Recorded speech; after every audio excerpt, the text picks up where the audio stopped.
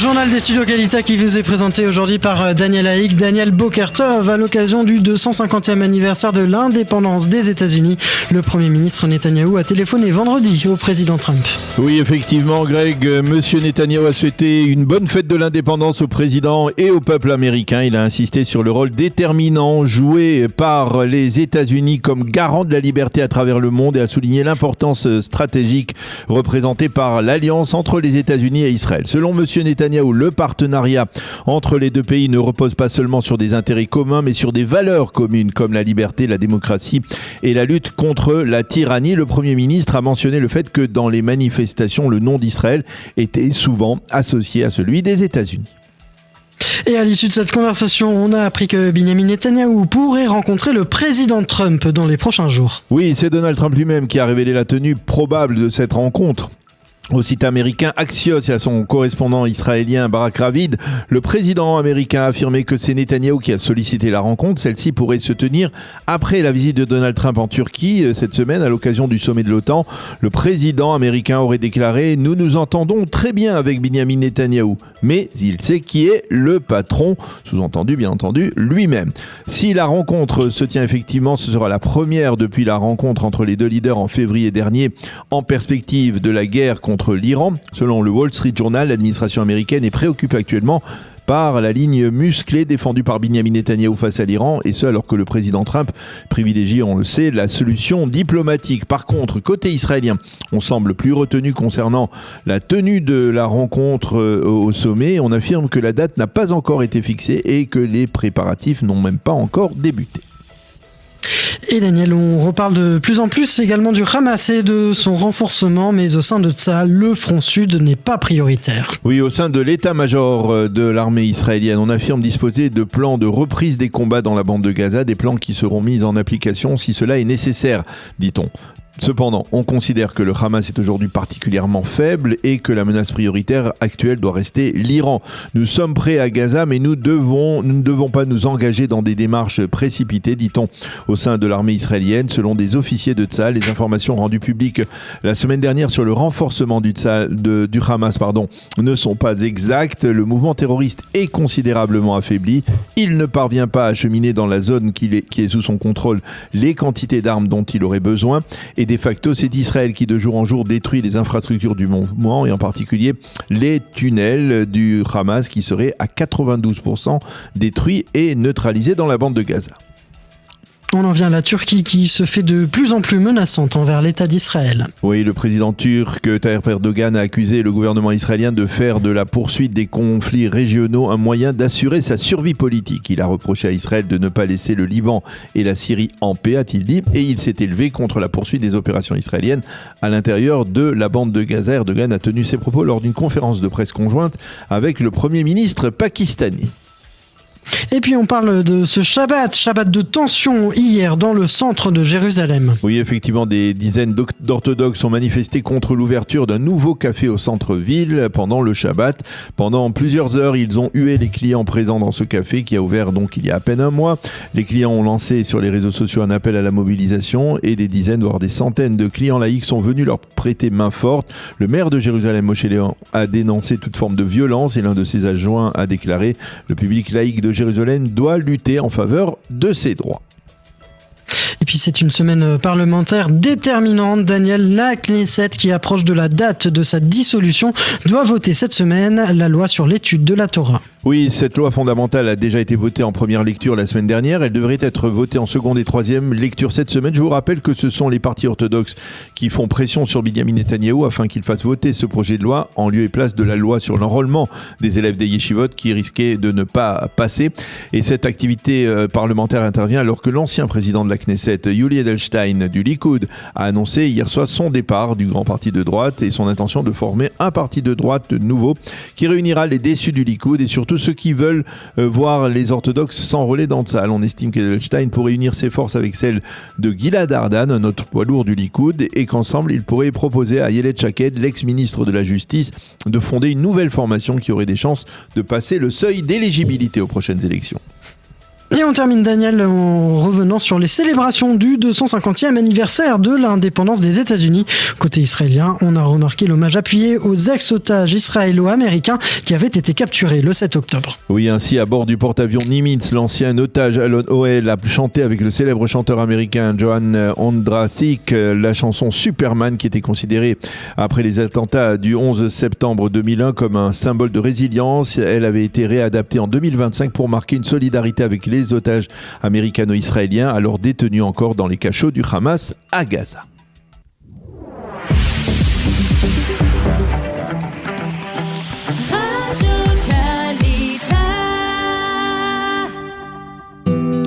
Une page météo pour compléter ce premier journal d'information. Le temps sera partiellement nuageux à clair. Les températures prévues aujourd'hui: 29 degrés à Jérusalem, 30 à Tel Aviv et sur le littoral, 33 à Beersheva et 40 degrés à Eilat ce matin.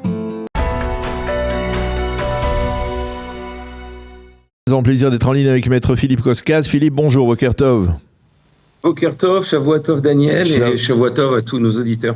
Shavua Tov, merci d'avoir accepté de répondre à nos questions ce matin sur Radio Kalita. Alors je vous ai sollicité parce que je voulais que l'on revienne avec un juriste comme vous sur les derniers développements intervenus dans le procès de Binyamin Netanyahou. Ça fait longtemps qu'on n'a pas parlé du procès de Binyamin Netanyahou. Il était un peu tombé dans l'oubli et puis il y a eu une sorte de déclaration ou d'allusion des trois juges du tribunal de district de Jérusalem sur le fait qu'ils maintenaient leurs recommandations du mois de juin 2026 ou janvier 2026, je ne sais plus exactement, mais c'est 2023, voilà, effectivement, il y a 3 ans, sur le fait qu'ils suggéraient au parquet de renoncer au chef d'accusation de corruption dans le dossier 4000, qui est le dossier, on va dire, majeur des 3 procès de Binyamin Netanyahou. Alors, je voudrais que vous nous aidiez à mieux comprendre l'importance de cette démarche de la part des juges. Alors, je voudrais juste d'abord faire un petit zoom out pour que nos auditeurs puissent comprendre. Il y a 3 ans, donc en 2023, tous les témoins à charge dans le procès de Binyamin Netanyahou avaient été entendus. C'est-à-dire que le parquet avait produit tous ces témoins. Et suite à la fin donc, de ce qu'on appelle la parashat Atviya, c'est-à-dire de l'audition de tous les témoins du parquet, les 3 juges s'étaient prononcés en effet en disant au parquet, et ça on en avait je crois parlé à l'époque, nous on considère qu'à ce stade-là, c'est une recommandation bien entendu, puisque les juges ne sont pas maîtres de la procédure, ils sont maîtres de leur jugement mais pas maîtres de la procédure, donc ils ont recommandé au parquet de revenir sur cette inculpation de corruption. Le parquet n'a pas écouté ces recommandations en disant nous-mêmes des propres témoins défense de Binyamin Netanyahou, nous arriverons à reconstruire le chef d'inculpation. Et là, ce qui s'est passé, c'est qu'évidemment, 3 ans après, en fait, c'est les 3 ans qu'ont pris l'audition et le contre-interrogatoire de Binyamin Netanyahou. On en arrive donc après 98 audiences et les juges arrivent à la même conclusion. Alors une fois de plus, c'est une recommandation. Mais comme vous l'avez précisé, c'est une double recommandation. Il y en a une en 2023, une maintenant. Donc ça voudrait dire qu'a priori, l'opinion des juges, et s'ils l'ont exprimé, l'opinion des juges est relativement faite, et que Binyamin Netanyahou ne doit pas être inculpé sur ce motif de corruption. Pas inculpé, ne doit pas être condamné. Condamné plutôt, excusez-moi, oui, tout à fait.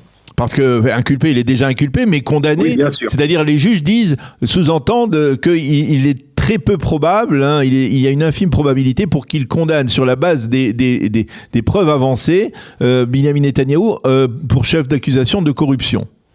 Alors, j'ai pas dit ça, j'ai pas dit infime probabilité, parce que là, on rentre dans le domaine des statistiques et plus le domaine du droit, mais a priori, recommande. Ça veut dire qu'aujourd'hui, leur intime conviction aujourd'hui, c'est que le parquet n'a pas réussi à sauter, j'allais dire entre guillemets, la charge de la preuve, à monter cette charge de la preuve qui lui incombe, en prouvant qu'il y ait corruption dans le dossier Binyamin Netanyahou. Alors vous savez, Daniel, je vais vous poser la question. C'est très important, parce que d'abord, c'était une double recommandation. C'est très important. Il arrive très souvent que les juges se prononcent, etc. Mais parce qu'on est en période de mondiale, Vous savez, un procès n'est jamais gagné jusqu'au bout tant qu'il n'est pas gagné. Et on a assisté dans l'histoire judiciaire aussi, donc à des rebondissements complètement exceptionnels, des fois aux dernières minutes. Donc ça ne veut pas dire, si vous voulez, moi je ne suis pas devin, je suis là pour essayer d'interpréter la ligne de pensée des juges. Et a priori, ils disent que s'ils devaient donner un jugement aujourd'hui, alors à ce moment-là, ils acquitteraient Binyamin Netanyahou sur ce chef d'inculpation. Ben c'est en soi, Philippe, un rebondissement. C'est ça qui est le rebondissement, peut-être, parce que, soyons honnêtes, et donnons-nous l'appréciation d'un juriste. Dans un dossier comme celui-là, du Premier ministre, des inculpations contre le Premier ministre, il y a d'autres chefs d'accusation, fraude et abus de confiance dans les trois procès, mais essayons de revenir en arrière, quelques années en arrière. S'il n'y avait pas eu le chef d'accusation de corruption, est-ce que c'est exact de dire que le procès n'aurait pas eu l'impact qu'il a eu aujourd'hui ? Alors, je n'en sais rien, Daniel, parce que les si, on dit si il y avait comme ça, on sait très bien que à l'époque, Amichai Mandelblit, qui était à l'époque donc le conseiller juridique du gouvernement, avait longuement hésité pour inculper Binyamin Netanyahou sur cette corruption. On sait très bien qu'il avait également longuement insisté sur le procès 3000, le procès des sous-marins, et qu'il a décidé de ne pas inculper Binyamin Netanyahou sur ce dossier. Donc, si vous voulez, avec les si, on peut tout refaire. Même Ran Nizri, par exemple, Ran Nizri, qui était juriste, le conseiller juridique du gouvernement adjoint, avait dit que, c'est-à-dire, il y a eu des débats au sein du parquet, et il y avait des avis qui étaient opposés à ce chef d'accusation. Alors, que je vous dis, oui, tout à fait. Il y a eu des débats. On le savait déjà à l'époque que ce chef était, mais a priori, ce qu'on ne savait pas, c'est qu'il y avait a priori donc 2 témoins à charge qui étaient très importants, et qu'il s'est avéré que ces témoins à charge, n'ont pas tenu. J'allais dire les critères juridiques, il s'était avéré qu'ils ont donné un témoignage sous influence, etc. Tout ça, on ne pouvait pas vraiment le savoir. Donc, mais ceci dit, moi, je ne pourrais pas dire, je n'en sais rien si et on aurait déposé à l'encontre de Binyamin Netanyahou un procès que sur fraude et abus de confiance, je ne sais pas. Et c'est très difficile de refaire la machine en arrière. Vous voyez, c'est très difficile. Ce que je peux vous dire, en tout cas, c'est qu'il y a eu des ministres il n'y a pas longtemps. Je termine ma phrase. Oui. Des ministres comme par exemple, je ne sais pas, en 2022, Yaakov Litzman, qui a été inculpé et condamné que sur fraude et abus de confiance. Oui. Et il y a eu plusieurs fois dans l'État d'Israël des ministres, des personnalités politiques qui ont été condamnés, qui ont fait même de la prison, que sur ce chef d'inculpation. C'est difficile de dire, c'est justement, je termine, c'est très difficile de dire, il n'y a pas de corruption, donc le dossier n'existe pas. Non, mais par contre, on connaît, on sait qu'il y a eu les manifestations, par exemple, contre la réforme judiciaire, et que Binyamin Netanyahou, en fait, c'était devenu une sorte de leitmotiv de dire que, en fait, Netanyahou, pour beaucoup on va dire des manifestants, il n'était même pas soupçonné ou inculpé, il était condamné pour corruption. Et on avançait toujours ce chef d'accusation. On n'a jamais avancé le chef d'accusation de fraude et abus de confiance. Non, moi je suis pas. Enfin, on en a parlé à notre antenne longuement. Vous savez, ça fait longtemps. Mais enfin, disons que moi je dis que les autres procès, évidemment, c'est pas le même envergure. La corruption, c'est pas fraude et abus de confiance. Vous savez, fraude et abus de confiance, c'est quand une personne qui est souvent dans la fonction publique en général, j'allais dire, à utiliser les deniers publics de manière non, j'allais dire pas cachère.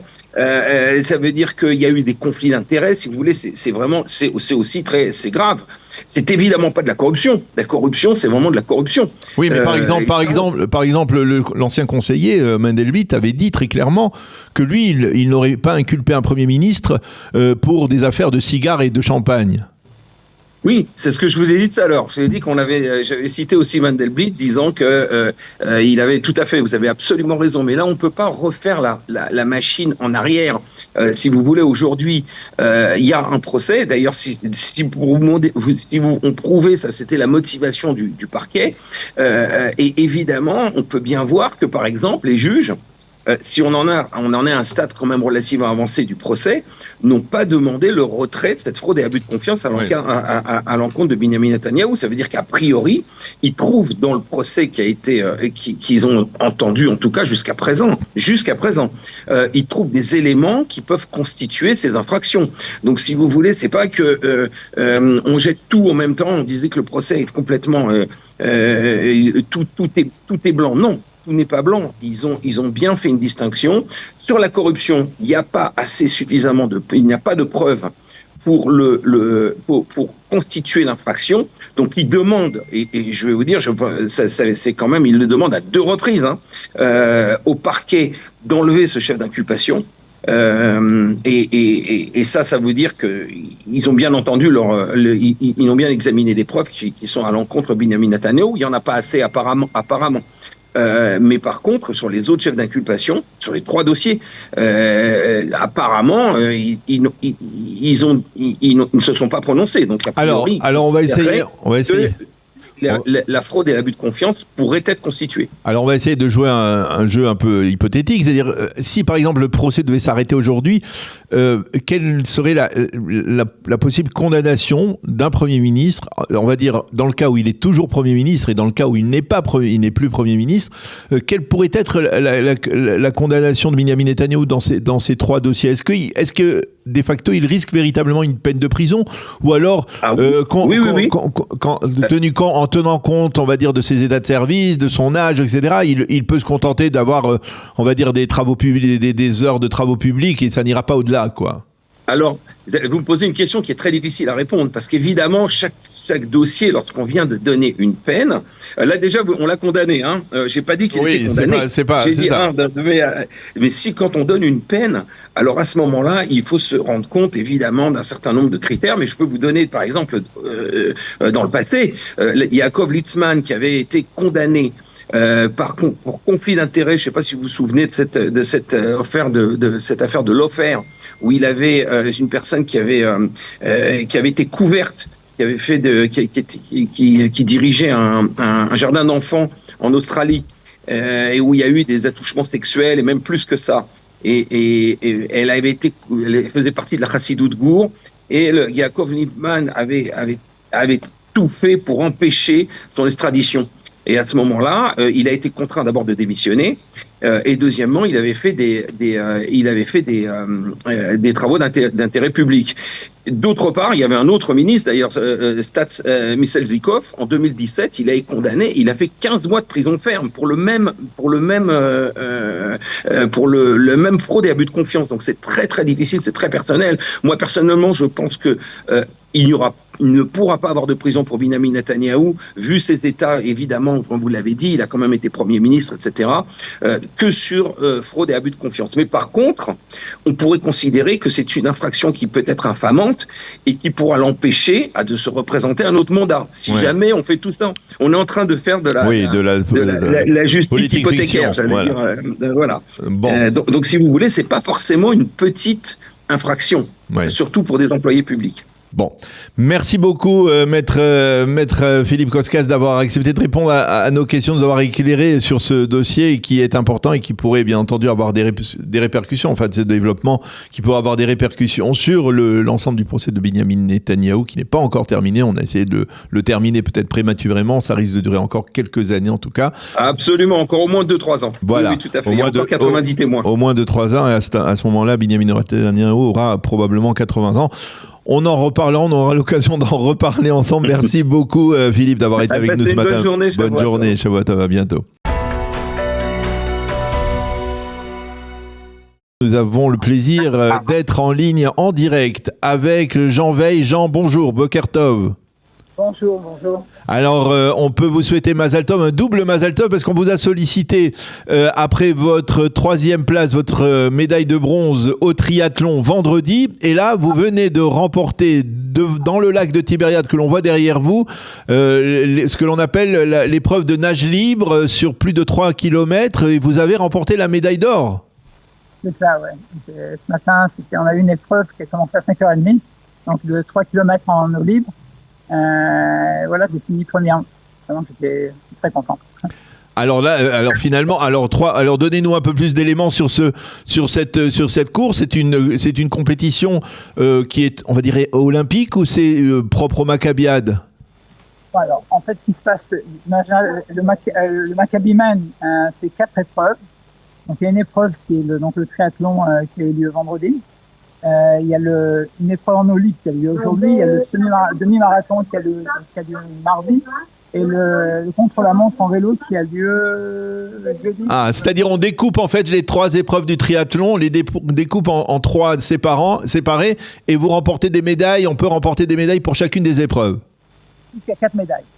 Voilà, jusqu'à 4 médailles. Donc vous en avez déjà 2. Celle d'or, c'est la première médaille d'or, on va dire, pour l'équipe d'Éolim de France, qui est, je le rappelle, sponsorisée par Qualita. Et vous avez donc remporté vendredi une médaille de bronze au triathlon. Donc c'était bon. Alors, on a eu beaucoup de chance aussi. Donc c'était beaucoup de chance. C'est-à-dire, c'était par rapport au temps, aux prestations, aux performances des autres sportifs, vous pensiez que vous alliez arriver aussi haut? En natation, je suis à la base, je suis nageur, donc c'est plus facile pour moi de nager que de courir ou de faire du vélo. Donc c'était plus facile. Je savais qu'en natation j'avais un avantage. Mais sur le triathlon de vendredi, j'étais surpris. J'étais content et surpris du résultat. Alors, on a besoin d'un peu plus de détails sur vous. Qui êtes-vous, Jean Veil, en dehors d'être champion de natation et du triathlon? Alors, je suis en Israël depuis à peu près plus de 25 ans, non 30 ans, plus de 30 ans. J'habite Modéine, donc j'ai 4 enfants, 4 petits-enfants. Voilà, donc je suis ingénieur à la base. J'ai fait mon alia directement après mes études. Voilà, donc j'avais participé il y a 4 ans au Maccabia avec le même projet avec Qualita. J'avais fini 4e. J'avais fini 3e en eau libre, mais il y avait un problème. Bon, j'avais pas eu de médaille. Donc je suis content de avoir pu avoir une médaille cette fois-ci. Bon, ce projet-là de projet de Qualita de jumeler, de coupler en fait des sportifs qui participent au Maccabia avec des soldats qui sont tombés. Donc moi, j'honore la mémoire de Jonathan Azari, qui était un jeune de 19 ans qui est tombé au Fakim le 7 octobre, qui était un 12 des vannes, qui s'est battu alors qu'il avait que un mois et demi dans l'armée. Donc c'est quelque chose, c'est un grand honneur de pouvoir honorer sa mémoire quelque part. Donc ça je pense que c'est un projet magnifique et je remercie Kiki. Je le félicite de cette initiative, de ce projet. Donc je félicite évidemment tout le groupe de Qualita. Mais c'est fantastique de pouvoir. Ça nous donne quelque part un peu plus de force pour pouvoir aller chercher des médailles en sachant qu'on aura la possibilité d'aller sur le podium et de présenter, donc d'avoir la photo, l'image du soldat. Et donc, je pense que c'est quelque chose c'est mémorable. C'est vraiment béni comme idée. Eh bien, on vous souhaite, on vous remercie beaucoup, Jean Veil, et on vous félicite pour cette médaille d'or. Donc, ce matin, presque en direct, en nage libre dans le lac de Tibériade, et pour la médaille de bronze de vendredi dernier en triathlon. Merci beaucoup. Et à Kol Hakavod, on vous applaudit et on vous félicite pour cette belle course et belle course. Et on vous souhaite beaucoup de chance aussi pour la suite. Merci beaucoup. Et pour tous les athlètes français. Voilà, mais pour tous les athlètes français, la délégation d'Éolim de Qualita. On en reparlera dans la seconde partie de cette heure d'actualité avec justement Kiki Kandel, qui est l'organisateur de cette délégation et qui nous donnera d'autres résultats aussi des prestations des Français dans les différentes disciplines. Merci encore, Jean Veil. À bientôt.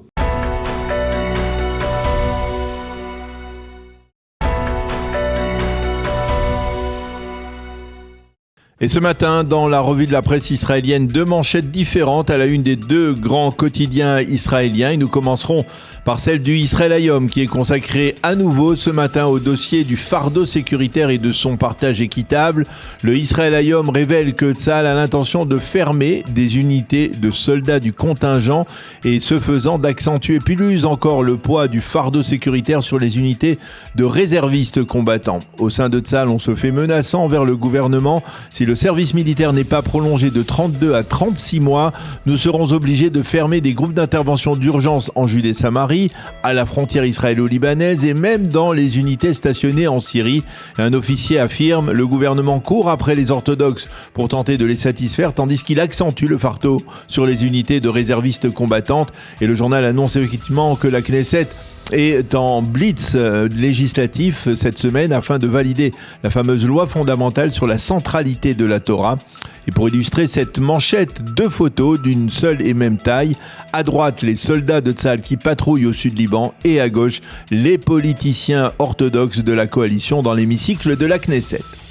La manchette du Yediot Aharonot nous projette vers les 2 principaux ennemis d'Israël aujourd'hui, si l'on peut dire, l'Iran bien sûr, mais aussi la Turquie, entre l'Iran et Erdogan.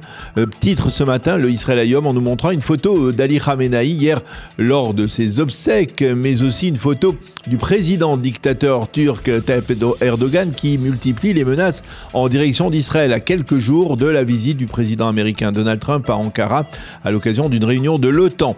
Selon le Yediot Aharonot, les relations entre la Turquie et Israël ont atteint, on peut dire, le fond de l'abîme, si l'on peut s'exprimer ainsi. Et le journal cite le chef de la diplomatie turque qui a osé affirmer, je le cite, « Israël est devenu un fardeau que l'humanité ne peut plus supporter ». Fin de citation. En Israël, on redoute que Donald Trump ne valide lors de sa visite à Ankara la vente à la Turquie d'avions de chasse furtifs F-35. Et en page intérieure, Jonathan Edrei se veut rassurant. Il estime que ces menaces de la Turquie ne sont pas le reflet d'une volonté de confrontation directe de la part d'Ankara, mais qu'il s'agit plutôt d'un mélange de sentiments de puissance conjuguée avec la réalité politique intérieure en Turquie. Et puis tous les quotidiens israéliens et les sites d'information se penchent sur les funérailles nationales d'Ali Khamenei à Téhéran. Le Israël Hayom titre des funérailles terroristes et des centaines de milliers d'Iraniens sont descendus dans les rues de Téhéran pour accompagner l'ancien guide suprême dans son dernier voyage et ces funérailles doivent se prolonger jusqu'à jeudi. Les quotidiens soulignent que derrière une sorte de démonstration d'unité nationale, ces obsèques dévoilent en fait de très vives tensions qui règnent au sein du régime des Mollahs, de la direction de ce régime. Des tensions en particulier autour des pourparlers avec les Américains et qui se traduiraient par l'absence de Mojtaba Khamenei aux funérailles de son père. Certains affirment que Mojtaba Khamenei n'est pas venu parce qu'il avait peur d'être éliminé par Israël, mais d'autres prétendent que ce sont les gardiens de la Révolution qui ont refusé qu'il vienne. Et parmi les révélations, il faut noter ce matin celle du New York Times qui nous indique que lorsque Mojtaba a hésité à valider les pourparlers avec les Américains, le président Pezeshkian lui a tenu tête et a menacé de démissionner s'il refusait ces pourparlers. Dans le Israël Hayom de ce matin, le lieutenant-colonel Horowitz considère que les obsèques de Khamenei sont un examen de passage pour le leadership iranien, un leadership qui selon lui paraît plus faible, plus clivé et plus impopulaire que jamais.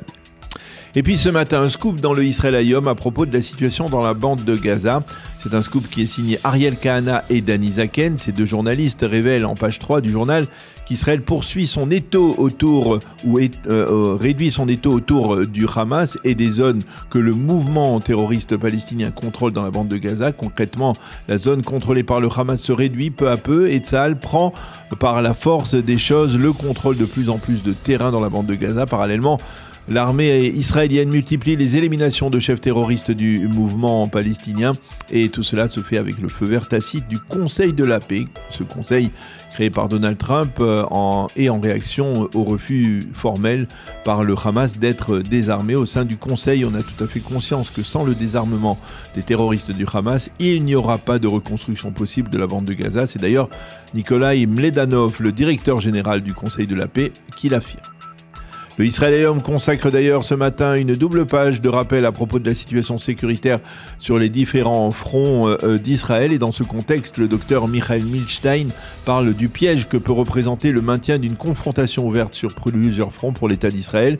Il faut que le gouvernement israélien, écrit-il, redéfinisse ses objectifs stratégiques, veille à ce ce soit des objectifs réalistes. Il faut qu'Israël évite de se faire de nouveaux ennemis, qu'il se réveille de certaines illusions, comme celle de détruire totalement ses ennemis, comme le Hamas ou le Hezbollah.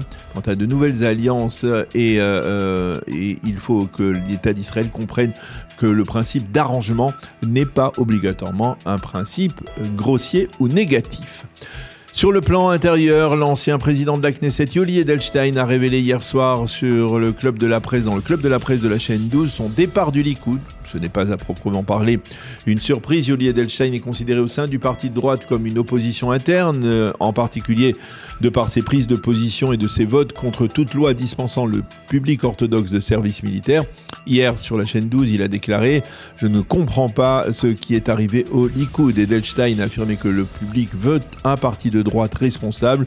On considère que Yuli Edelstein devrait fonder dans les prochaines semaines un parti nationaliste avec le concours d'Ayelet Shaked. Le Maariv revient aussi sur ces révélations de Yuli Edelstein.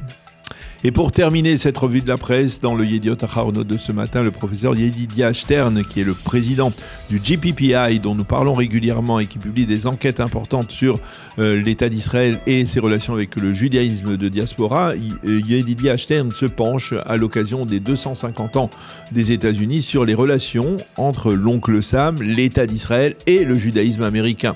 Le professeur Stern constate que les trois angles de ce triangle s'effritent et il estime que l'une des missions du prochain gouvernement israélien sera de les restaurer et même de les consolider. Il évoque en particulier les critiques qui se durcissent envers Israël au sein du Parti démocrate américain et souligne que même dans la nouvelle génération des élus républicains, on s'éloigne d'une relation de proximité traditionnelle avec l'État d'Israël.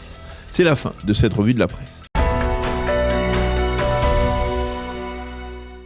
Comme si l'on se réveillait d'une crise de tétanie où tous nos membres auraient été secoués dans tous les sens, nous reprenons notre souffle et la vie reprend ses droits. Les jeunes veuves qui ont tant pleuré se remarient, souvent d'ailleurs avec des hommes jamais mariés, comme s'ils s'étaient réservés pour ces amours si particuliers. Et tous ensemble, nous accrochons un sourire à nos lèvres pour célébrer la vie et la joie de voir ces orphelins qui finalement auront deux papas. Les morts sont encensés sous les roupottes, non pas pour honorer leur mémoire, parce que franchement ça se fait, non, pas du tout. Ils sont tout simplement le socle de ces nouvelles maisons, de ces nouvelles amours, leur bravoure, leurs sacrifices ne seront pas vains.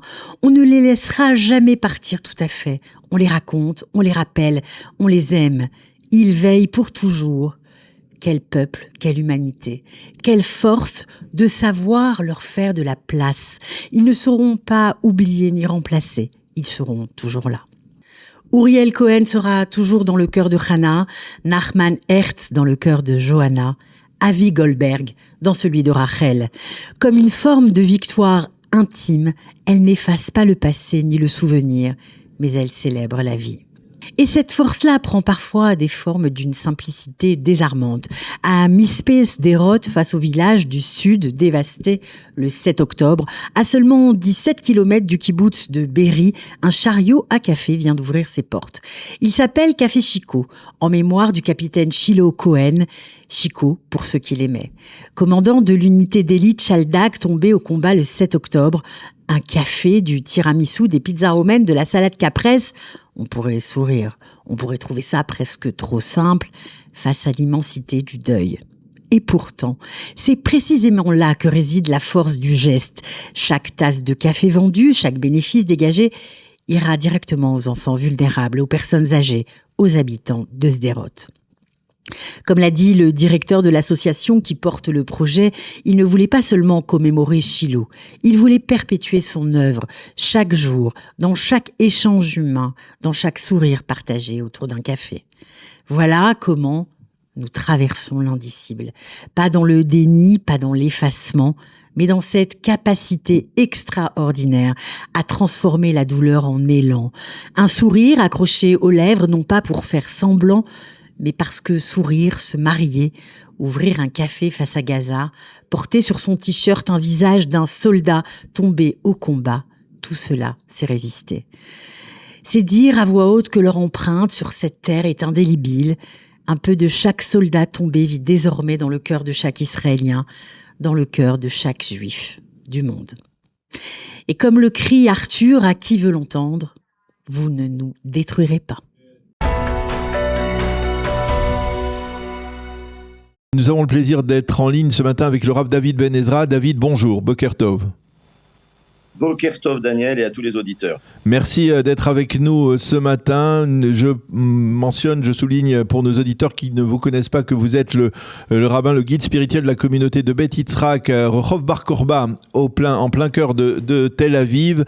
Et ce matin, nous vous avons sollicité pour évoquer le souvenir d'un soldat israélien qui a été tué au combat, non pas lors de la dernière guerre depuis le 7 octobre, mais lors de l'opération Bordure Protectrice en 2014. Il s'agit bien sûr de Jordan Ben Semoun, dont le souvenir reste très présent, on va dire, au sein de la communauté francophone. La Haskara de Jordan aura lieu demain soir et mardi, et on voulait évoquer son souvenir avec vous, qu'il avait bien connu. Tout à fait. Jordan, c'était mon élève au Kfar HaNoar Ben Shemen, à côté de Loud. Il y avait un projet avec le Nahalé, qui ont entendu parler de ce programme d'agence juive, de faire venir des jeunes francophones de classe de seconde, première, terminale, passer le bac israélien. Et donc, il faisait partie des élèves qui étaient inscrits à Nahalé. Et après avoir eu son bac avec mention, il a décidé de faire une année en préparation avant l'entrée à l'armée. Et après, il était combattant dans Egoz, une unité d'élite. Et en 2014, pendant la guerre de Tzouketan, il fait partie de l'unité qui est rentrée à Gaza. Et malheureusement, là-bas, il a rejoint le monde éternel. Et c'est pourquoi aujourd'hui, je tenais à rappeler sa mémoire parmi tous les Giboré Israël, tous nos héros du peuple juif. Alors justement, je voudrais qu'on évoque son souvenir. Qui était Jordan ? Quel garçon c'était ? Quel est le souvenir que vous conservez de lui ? Alors tout d'abord, Jordan, c'était un brillant élève, avec beaucoup de derech eretz. C'était pas toujours des enfants faciles là-bas, faut le dire. Et lui, il est venu d'abord avec passionnisme. C'était pas un échec scolaire qu'il avait rencontré en France. Au contraire, il était brillant là-bas et brillant ici. Au point où, comme il me le disait souvent, David, après l'armée, après le lycée, je veux à tout prix aller à l'armée, je veux servir mon peuple, je veux servir la terre d'Israël, je me dois de le faire. Donc il était vraiment parfait dans tous les domaines, et même spirituellement. Là-bas, il faut savoir que ce n'était pas une école religieuse. Il a, avec moi et avec d'autres enseignants, découvert l'importance de la Torah, la grandeur de la Torah, et vraiment son engagement dans les mitzvot était concret. Je vais vous raconter une petite histoire qui, pour moi, m'a marqué spécialement. J'avais l'habitude de donner le jeudi, à l'approche de Shabbat, une feuille de sidra de la semaine, comme il en existe beaucoup, à tous les élèves. Alors, je le donnais, et puis parfois, je revenais dans la classe après quelques heures pour un autre cours, et j'en trouvais pas mal sur la table. Les élèves m'avaient fait plaisir de voir les prendre, mais finalement, ils les avaient pas mis dans leur cartable. Elles restaient là-bas. Certains en avaient fait des avions, comme on peut en faire à cet âge-là. Et lui, Jordan, en mois de septembre, une année, il me dit, écoute, s'il te plaît, David, est-ce que tu peux me donner les feuilles de juillet-août, parce que je les ai toutes gardées durant toute l'année, et si tu peux m'en donner en double, parce qu'en fait, avec mon grand-père, on a chacun on les garde chaque semaine pour avoir l'ensemble des parachiotes qu'on conserve, voilà. C'était Jordan, cette idée de la perfection dans tous les domaines. Alors, depuis sa disparition, comment on a perpétué son souvenir ? Est-ce que vous avez une idée de tout ce qui a été, on va dire, des initiatives qui ont été prises pour perpétuer son souvenir ? Je rappelle que donc c'était durant l'été 2014 lors de l'opération Bordure Protectrice. Alors tout à fait. D'abord, pendant 3 ans, Jordan, il habitait à Ashkelon. Sa famille, ses grands-parents. Lui, il avait le statut de Chayal Boded, ça fait en fait d'être un soldat sans sa famille. Et ses grands-parents et une tante et un oncle habitaient à Ashkelon. Donc, après son décès, pendant 3 ans, avec un ami à moi, on a monté un Beth Midrash. On donnait des cours tous les mardis soirs à Ashkelon avec les francophones qui habitent sur place. Ça a bien marché, on a fait des Shabbats ensemble. Tout ça, c'était à sa mémoire. Après, j'ai commencé à développer de la Torah à Tel Aviv et j'ai eu l'idée. Alors parfois, il y a des gens qui ont l'initiative de faire un Sefer Torah à la mémoire de gens qui n'ont pas pu se marier, à pas avoir eu d'enfants.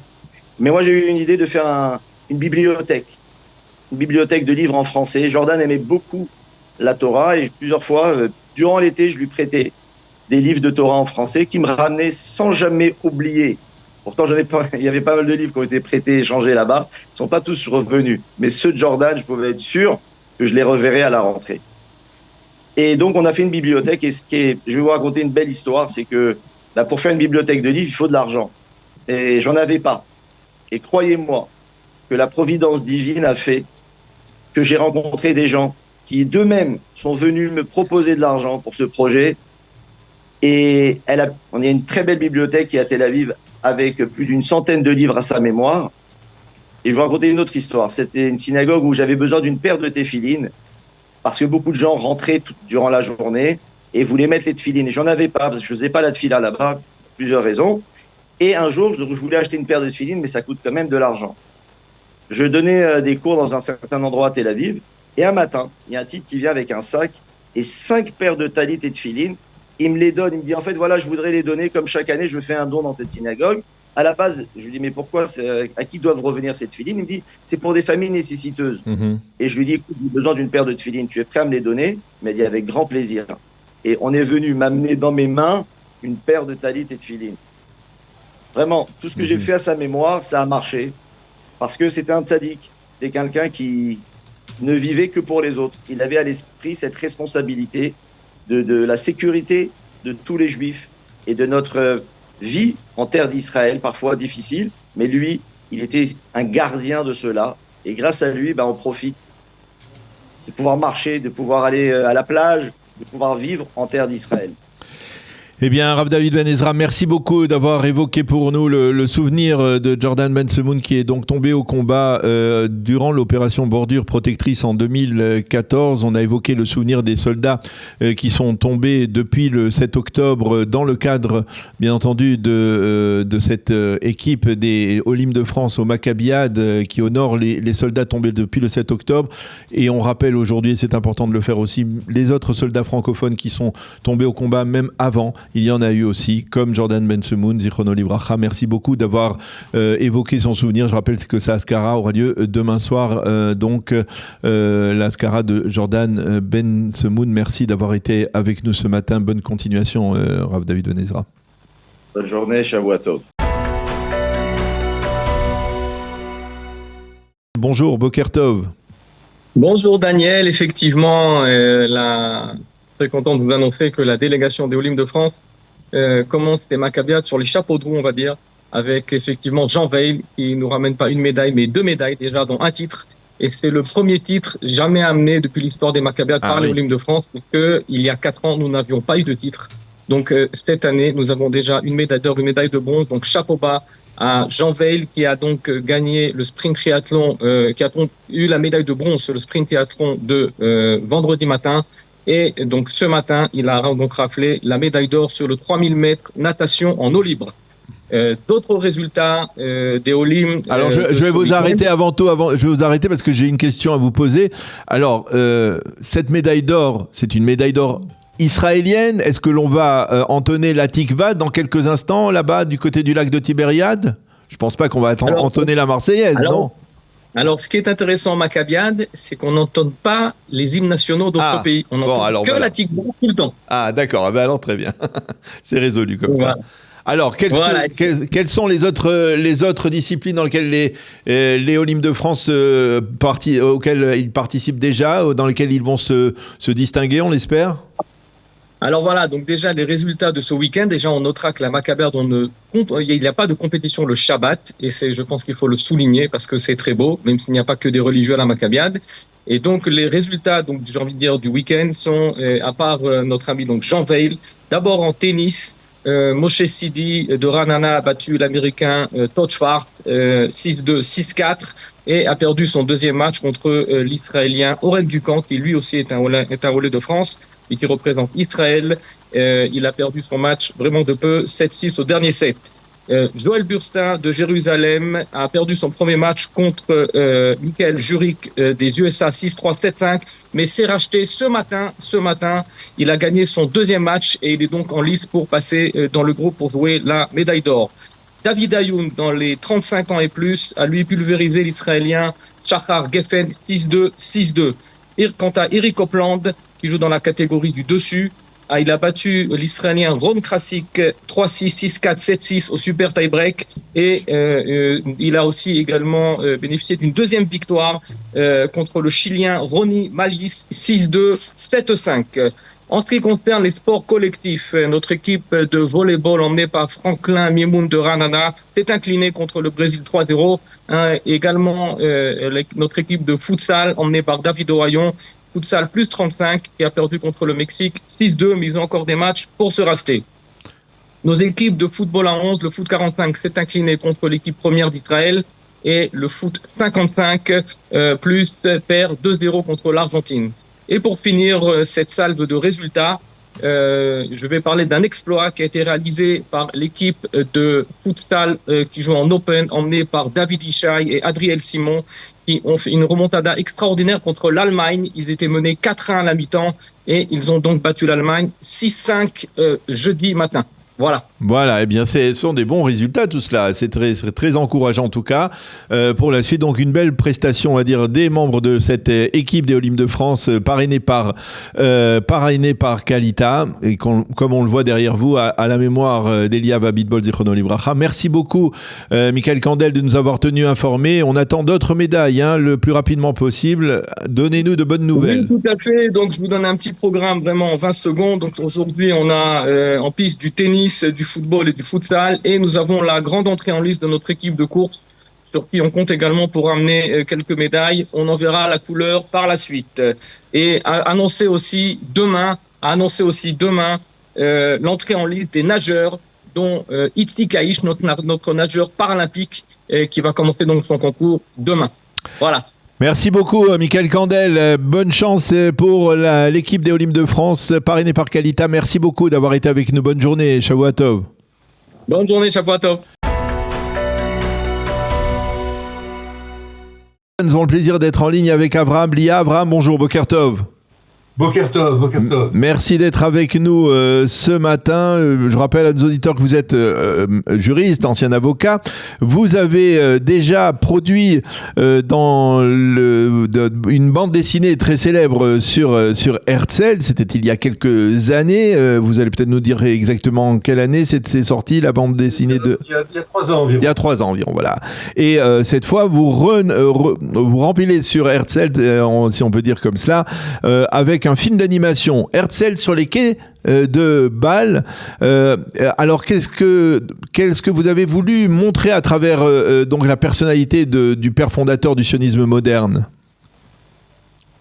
Écoutez, je suis toujours hanté par ce personnage, et parce que il a vécu à un moment où, en Europe de l'Est, on voulait liquider physiquement le peuple juif à raison de 200 pogroms par an, et qu'en Europe de l'Ouest, on s'attaquait à le décerveler par l'assimilation, soi-disant l'émancipant, et que lui, qui était issu d'une famille réformée, qui n'avait pas de grande base solide du judaïsme, est arrivé à faire un exploit qui est comparable, je dis bien comparable, en tout point à celui de Moshe Rabbeinu, qui a fait sortir le peuple d'Égypte, alors que lui a fait sortir tout un peuple entier dispersé aux 4 coins du monde vers la terre d'Israël. Extraordinaire. Et aujourd'hui, où dans notre société qui se trouve encore éclatée par différents conflits, la seule solution, c'est de revenir à la vision de Herzl pour pouvoir surmonter toutes les difficultés que nous avons. Alors, et cela, ça se reflète dans ce film d'animation? Oui, l'image de Herzl sur les quais de Bâle, c'est en fait un homme qui se trouve entre deux trains, un qui va conduire à Auschwitz et le second qui va conduire à Jérusalem. Et dans ce train qui monte à Auschwitz, malheureusement, beaucoup sont montés. Et dans le train qui va à Jérusalem, beaucoup auxquels ils ne pensaient pas sont montés. Et voilà ce qui fait un jour, toujours, la distinction, toujours dans le peuple juif, ceux qui montent et ceux qui ne montent pas. Et d'une certaine manière, alors Herzl, vous disiez tout à l'heure qu'il n'était pas pratiquant, ça c'est un fait connu, mais son identité juive, elle était plus prononcée que certains pères fondateurs du sionisme moderne ont voulu le présenter. Écoutez, c'est un homme qui individuellement est désespéré, qui se considère fichu complètement parce qu'il ne voit rien, aucune issue à l'antisémitisme, à sa condition de juif qui parfois il voudrait rejeter. Il se rêve des fois être un baron allemand, il rêve d'en terminer avec la question juive en baptisant devant le pape tous les enfants juifs. C'est un homme qui individuellement arrive à l'échec total. Et le jour où il a réalisé que c'est en tant que nation que l'on peut surmonter tous les défis de la haine antisémite et que l'on peut retrouver sa véritable identité, c'est là que tout commence pour Herzl. Il faut bien comprendre cela. Il y a deux Herzl. Un Herzl individuel qui aboutit à l'échec complet de sa vie et un Herzl qui prend en main le destin d'une nation, qui estime que c'est la nation qui doit recouvrir toutes les forces du peuple juif et dans lesquelles on doit s'intégrer, qui donne la force de réussir et de vaincre tous les écueils. Alors, je vais essayer de vous poser une question un peu hypothétique, mais si Herzl était vivant parmi nous aujourd'hui, qu'est-ce qu'il dirait de l'État d'Israël, surtout après les 3 dernières années de guerre que nous avons vécues ? Il nous demanderait à tous de devenir des rêveurs. C'est-à-dire, nous avons une faculté inouïe qu'aucun peuple n'a, celle d'être un rêveur. Le rêveur est le prélude à la prophétie. Et lorsque nous sommes des rêveurs, nous avons une vision large, nous dépassons les écueils mesquins journaliers, nous savons comment battre nos ennemis parce que nous avons une force décuplée, comme le dit la Torah, 1 poursuivra 1000 et 10 des milliards. Donc c'est une force en nous que nous devons retrouver et qui ne se parle pas en détail dans tel et tel conflit que nous avons aujourd'hui. Il faut les dépasser par une vision, en devenant des visionnaires, en devenant des rêveurs, en devenant des prophètes. Alors, ce film d'animation va être projeté pour la première fois, je crois que c'est la première, mercredi, le 8 juillet à 19h30 au centre Begin. Vous pouvez nous donner quelques détails sur cette projection ? Oui, alors le film va durer environ 55 minutes. C'est un dessin animé, parce que imaginez-vous que je n'avais pas dans mes finances les 100 millions de dollars qui me permettaient de faire une réalisation hollywoodienne. Mais malgré tout, je ne suis pas du tout malheureux de ce que j'ai réalisé.